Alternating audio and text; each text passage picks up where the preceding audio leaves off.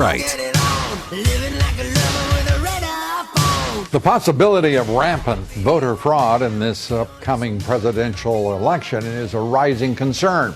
A new PRRI poll cited in the Washington Post today shows this.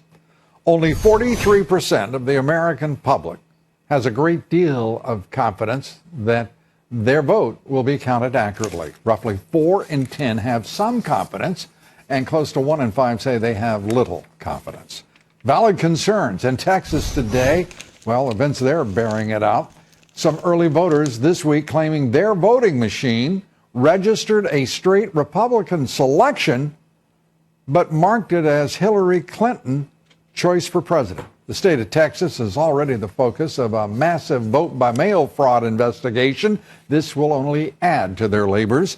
And in Indiana, state police today announced their voter fraud investigation has found instances of existing voting records being changed and new voter registrations for people and addresses that simply do not exist. Well, that's not interesting. I've been told many, many times to my face that voter fraud just does not exist. Something that Republicans make up to suppress the votes of black people.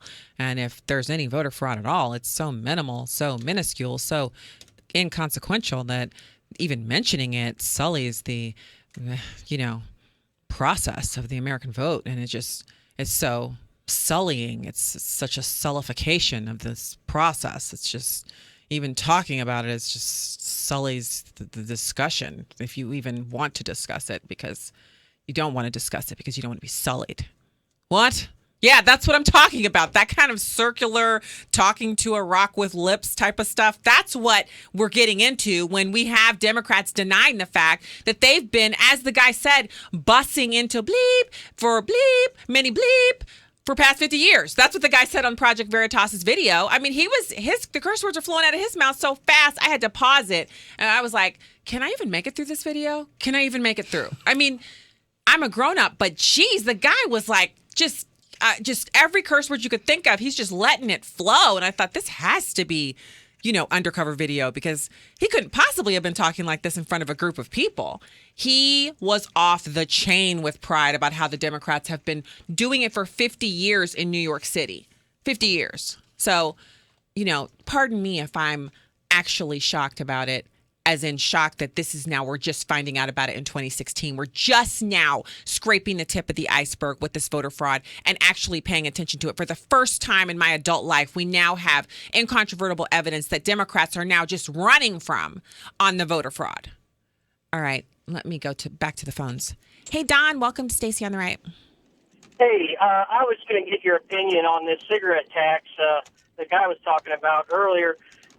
What is your opinion on, how they say that this money is for the kids? And if you remember, like back when they were proposing riverboat gambling and the lottery, and they said there was going to be all this money for the kids. Each kid's going to have a computer at their desk. And then what they ended up doing was, they put that money towards the kids, and the money they were putting towards the kids, they took that money away and used it for other things. So.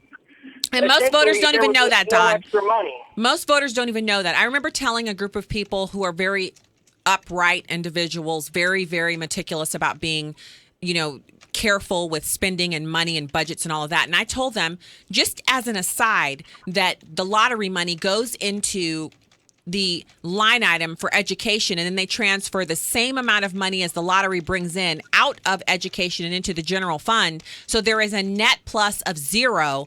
They were so surprised. They said, that's absolutely dishonest. I said, yes, it is. And so every time you say yes to a tax, you don't know what they're going to do with it. You're just saying, yes, you can take more of our money, but you don't have any guarantee they're going to do what they say with it. So the answer should always be no.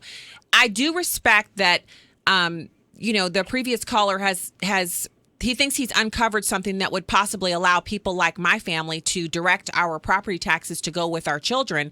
And if that's true, you better believe I'm going to put one of these signs up, not just in my yard, but everywhere I go. I will knock doors for this if that's what it does. But Representative Kurt Barr explained it to be, the reason there are two of them is the first one that's on the ballot. Let's reach over here and grab this for you, Don. The first one is actually created by R.J. Reynolds and all those older, like original sin cigarette makers. And believe me, if you're a smoker out there, you need to know I don't have a problem with you. That's your choice. I'm not one of those sin tax people. I don't think you should have to pay a whole lot of extra tax on cigarettes to stop you from doing it. It's a choice. So that's the original cigarette makers. They have to pay an extra tax to cover the wrongdoing of them covering up the fact that nicotine is addictive. And once you're addicted to it, it's almost impossible to get off of. Well, the second amendment that has to do with cigarette tax is Proposition A. That's the small boutique cigarette makers trying to get a tax on the ballot. They don't want they don't want to be forced to pay the same taxes that R.J. Reynolds pays. So do you see how convoluted and complex this really is? The behind-the-scenes wrangling, to me, indicates that you should just vote no. Whenever they're wrangling behind the scenes and you have different actors, individuals who are basically acting on their own best interests, not the best interests of people who smoke cigarettes or moms with 3-year-old kids, they're trying to snowball us with all these commercials where little kids are like, vote for the kids, when in reality, it's another tax. And that in and of itself, for all of us who really believe in the Tea Party movement and conservatism, smaller government, limited government, we should all be immediately, your radar should be on high. Like what extra tax? I don't care what you... So how about if they said, we want an extra tax and it's going to go to fund all private parochial education? My question would be, why do we need a new tax? Why don't you just direct the funds I'm already paying in tax, which are exorbitant, to my child's education? They have zero justification for another tax. So, I mean, that's just where I land on it, but I will do some research and bring it back up next week. Yeah, it just seems like a money grab to me, because let's just say, they put these out there as, like you say, sin taxes. Well, let's just say that these taxes got so high that everybody said, okay, I'm going to quit smoking, or a good majority of people said, I'm going to quit smoking. Well, now their budgets are going to blow up, and they're going to have to raise taxes somewhere else, because they've used this money, which is supposed to be for one thing, and they've used it to finance a multitude of other things. Yeah, and this is the way they do it every single time. Once the impetus for the original tax is taken away by people who are like, well, I ain't paying that, because if you tax something, you either get more of it or it goes away. When people wake up to the fact that they're being taxed, then they'll say, well, we need to increase your property tax. That's wrong. This is the wrong way to go about doing this. And more control for parents is always the better answer. Thanks for calling the show, John. Thank you. Okay. All right, let's see. Okay, well, let's do one more phone call then. John, welcome to Stacy on the Right. Hi, Stacy. God bless you, and taking a stand for your faith. I appreciate that. Hi, thanks. Hey, listen, before I get to what I called about, there was a major defection. Doug Schoen can no longer support Hillary Clinton. He said that on the Fox program with Harris Faulkner tonight. But he's What? debating now whether to support Trump, and they think Trump should make a major speech to the nation. Tomorrow? Anyway, that's a big defection. Wait, but who is he? Doug Schoen. He's a senator? Doug Schoen is a Democratic operative, big with the Clintons. Doug Schoen, he's a Democrat. But he's a guy that's a patriot first. He doesn't just say Democrat bad, Republican good. You know what I mean? Right. He's saying she's so crooked, basically, in my words, that he can't support her anymore. Oh, I see. He's an analyst for Fox News and a columnist for Newsmax. Yeah. Douglas Schoen, an American political analyst, pollster, author, and commentator. Okay, I'll keep an eye on that. You know, I love Harris Faulkner. I do. But I can't watch her during the show. I have to talk to you guys. Good. All right. Thanks for the update, John. Yeah. All right. Bye. Okay, so I'm looking at my time there. I'm still good. I'm going one more call, then we're going to get to the poll report. Does that sound good? Okay. Ron, welcome to Stacy on the Right. Yeah, Stacy. Yeah, hey. My understanding of what Kurt Barr said last week was the tax that was going to be raised on that Amendment 3 would be distributed by some unelected officials. Yes. So that right there tells you shouldn't be voting for it. Thank you. Because it's not people who are elected. And also, they said whatever it's designated for. Can you get more vague? Can you? No. All right. right, bye. Thanks for calling, Ron.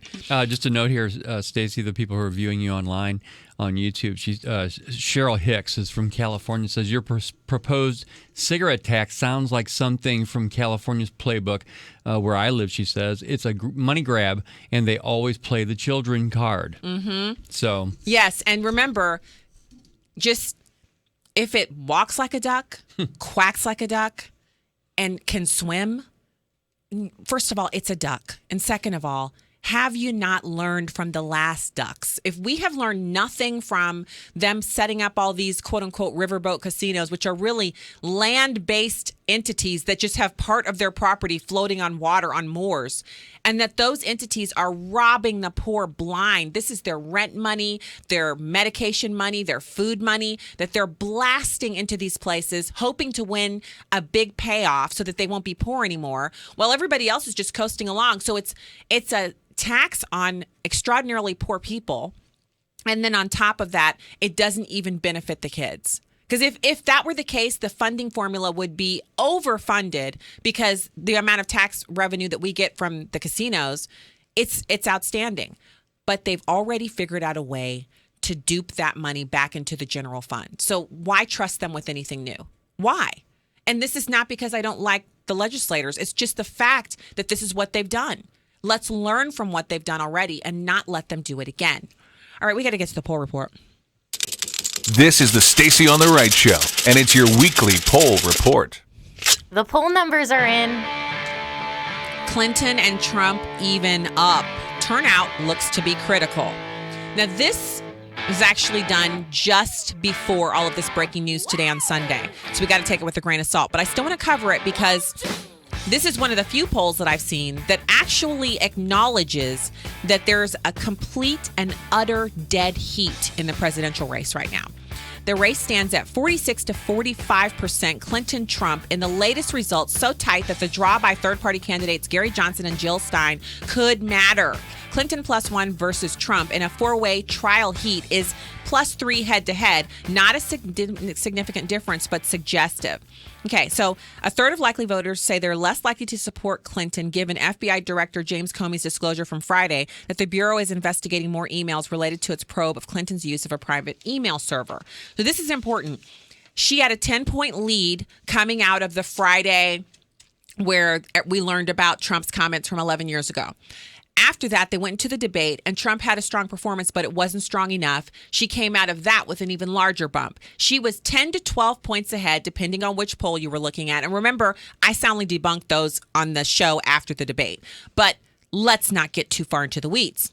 So regardless of the closeness in current preferences and plans to participate, 60% of likely voters still expect Clinton to win. This, too, may be a risk to her, potentially encouraging some Clinton supporters not to bother voting. Now, Clinton continues to lead Trump in two key attributes. She's seen as more qualified to serve as president by a substantial 54 to 36% of likely voters. And that said, the two are virtually tied, 46 to 43%. On another measure, who better understands the problems of people like you? So the long and the short of it, every day that we're talking about emails and WikiLeaks, her lead evaporates. For him to have said what he said and still be in the running in a dead heat means he's in this game and we can win. We'll be right back with Hour 2. Stay right there. This is the Stacy on the Right Show. I don't know about you, but I like having a clean car. Hey everybody, it's Mark Close, and taking care of me and my car is Rain Tunnel Express Car Wash. They have locations on both sides of the river. They're